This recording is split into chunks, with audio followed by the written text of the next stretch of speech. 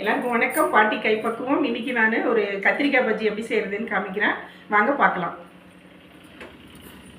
Already எண்ணெய் ஊற்றிட்டேங்க. ஏன்னா சட்டி சூடாக லேட் ஆகும். எண்ணெய் ஊற்றி 4 கடுகு போட்டாச்சு. அது புரிட்டுங்க. கத்திரிக்காய் 4 கத்திரிக்காய் எடுத்துருக்கேங்க. பெரிய தக்காளி 2, ஒரு வெங்காயம், ஒரு 10 பூண்டு பல், பச்சை மிளகாய், இவ்வளோதாங்க இதுக்கு வேண்டிய ஐட்டம். ஒன்றுன்னா நம்ம வதக்கிக்கலாங்க. கடுகு புரிஞ்சிச்சு.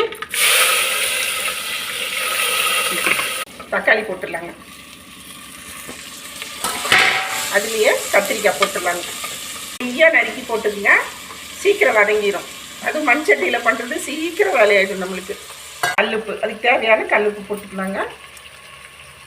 மஞ்சத்தூள் போட்டுக்கலாங்க. நல்லா வதக்கி வெந்து கடைஞ்சோன்னா நான் உங்களுக்கு காமிக்கிறேன். நல்லா எல்லாம் வதங்கிடுச்சுங்க. அது வேகிறதுக்கு ஒரு டம்ளர் தண்ணி ஊற்றிக்கலாங்க. கத்திரிக்காய் பஜ்ஜி நல்லா கடைஞ்சாச்சுங்க. கடைஞ்சி இங்கே பாருங்கள், வெங்காயம், கடுகு, கருவேப்பிலை தாளித்து கொட்டிட்டேன்.